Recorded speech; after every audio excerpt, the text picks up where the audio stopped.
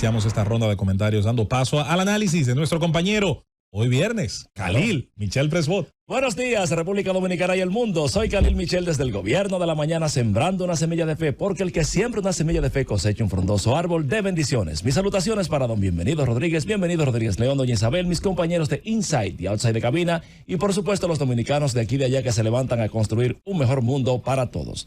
Dominicanas, dominicanos, hoy es viernes y el cuerpo lo sabe, como dice Mendoza, pero hoy quiero hablar de un tema de fe que está estremeciendo al mundo.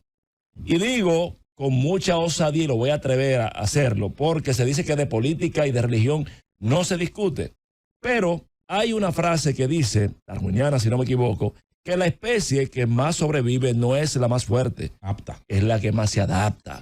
En ese caso, la Iglesia Católica está pasando por un sínodo que está provocando un cisma en lo que son los cimientos mismos de la Iglesia Católica y la fe cristiana, que sobre todo toda la construcción libertaria post-colonización de Occidente de la parte europea sustenta en nuestros criterios de sociedad, de estructura jurídica y, por qué no, hasta de individuos como elementos de expresión existencial.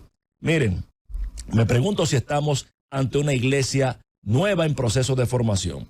Lo digo porque salió la noticia que en este sínodo que está purgando, está articulando la Iglesia Católica, se están planteando tres temas fundamentales. El tema de la posibilidad de que mujeres se ordenen como sacerdotes o sacerdotisas, el tema de la asunción y bendición de parejas del mismo sexo y, por supuesto, lo referente a la parte del LGTBQ.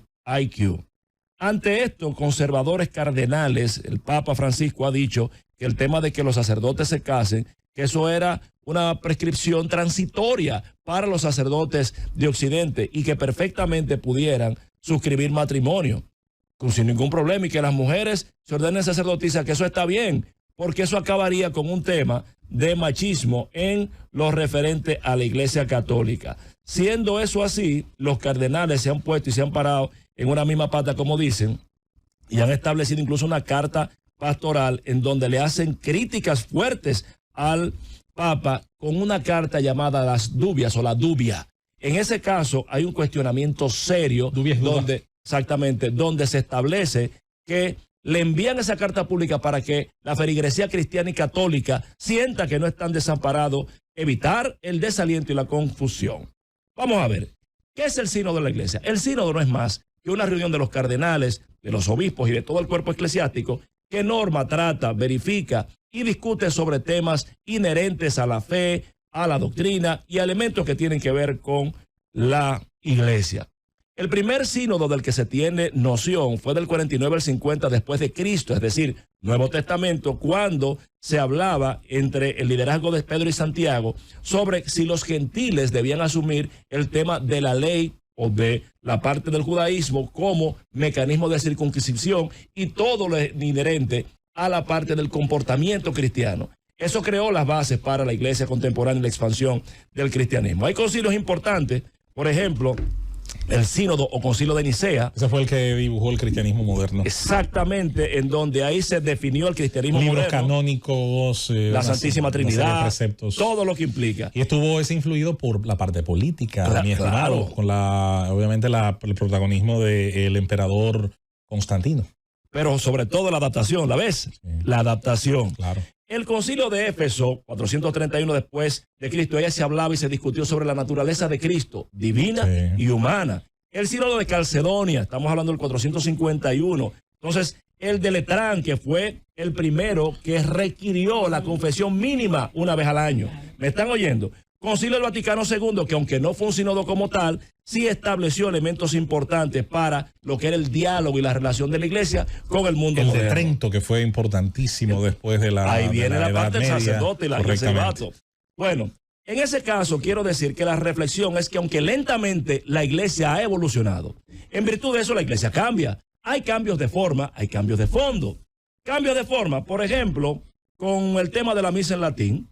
Antes la misa se daba de espaldas al feligrés y en latín. No lo entendía nadie. Eso provocó una ruptura porque cuando se hizo el cambio, unos obispos franceses, el obispo Lefebvre, la siguió dando de espalda, atento a él. Atento, claro, porque siempre es disidente. Claro. Esos son temas de forma. En 1969, a través del concilio, justamente Vaticano II, se varió este mecanismo de forma se dio el frente al ferigrés y entonces se decidió hacerlo en el idioma del país o de los feligreses, para que la gente entendiera la misa. Y qué interesante que tú hablas de cómo se adaptan los cuerpos, los organismos vivos. La iglesia es un organismo vivo, ha sido de los más exitosos de la historia del hombre. Sin embargo, los organismos vivos tienden también, estimado Khalil, a cambiar más rápido frente a amenazas. Y la iglesia ha tenido amenazas. Lo fue en su momento el Imperio Romano, que la persiguió hasta el siglo III.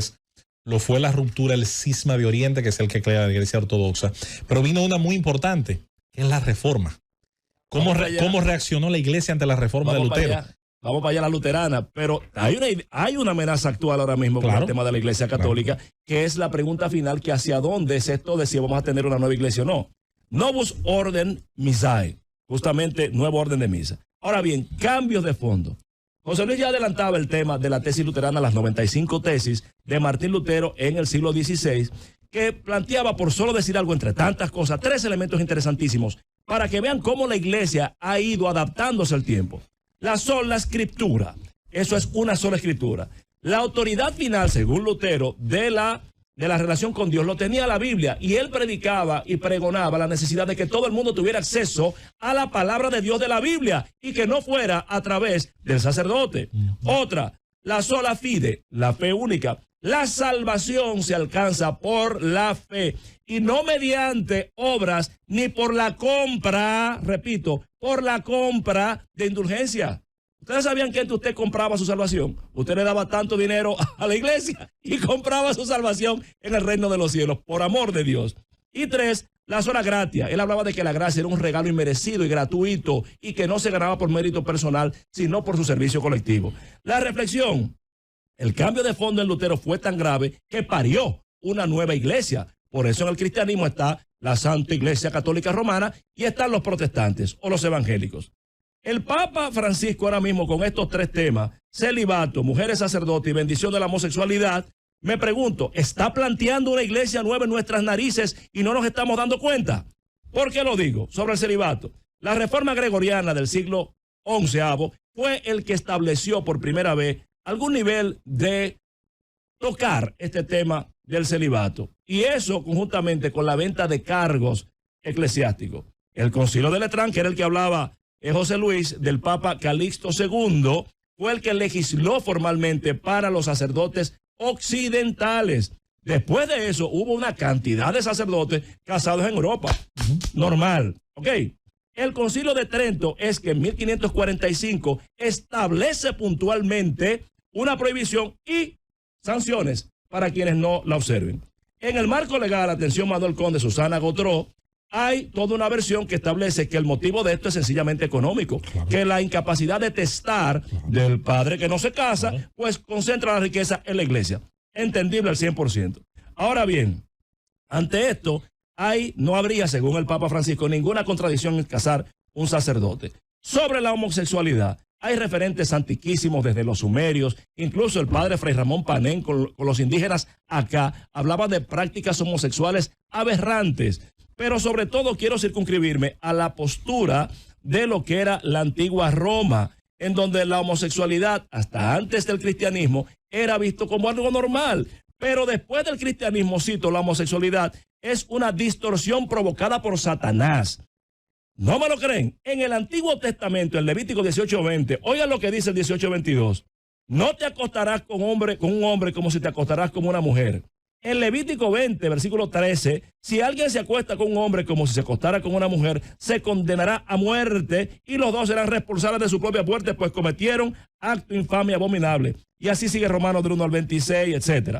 ¿Cuál es el punto? Que evidentemente ante la fe cristiana dicha por la Biblia, la homosexualidad o pareja de un mismo sexo son abominación. Entonces yo digo, esto del sínodo de la iglesia que está planteando el Papa Francisco es la construcción o la destrucción de toda la doctrina cristiana. Es una nueva iglesia. Cerrando, los efectos jurídicos de este choque de fe y doctrina. La modificación constitucional si se aprobara así, ¿verdad? De los países confesionales como República Dominicana, porque ya la familia no sería hombre y mujer, sino sería constituida por dos partes, independientemente de su sexo. El reconocimiento de los derechos de las parejas del mismo sexo, la variación de los actos del derecho civil y de las oficialidades civiles para herencia y estatuto civil de sacerdotes y parejas del mismo sexo. Sociales, redefinición de los principios de lo correcto del pueblo y no correcto. La inclusión de la gente LGTBIQ en todos los procesos de manera igualitaria y la formación de nuestros hijos en un ambiente de aceptación. Espirituales, eso destruiría todas las estructuras en las que se sustenta la fe cristiana y la Iglesia católica, y sobre todo la comunión con Dios, porque si Dios es interpretativo a cada tiempo, ¿qué es Dios? Reflexiono diciendo que Azorín decía que la moral es relativa en el tiempo, pero los principios no. Por eso me pregunto, amigas y amigos, ¿estamos ante la creación de una nueva iglesia con sacerdotisas, sacerdotes casados y parejas del mismo sexo? En conclusión, yo les pregunto a ustedes, ¿está República Dominicana preparada para ver una mujer sacerdotisa casando a un padre con su novia, teniendo como testigo a una pareja de lesbianas? Ahí se los dejo. Llévatelo, Cundo.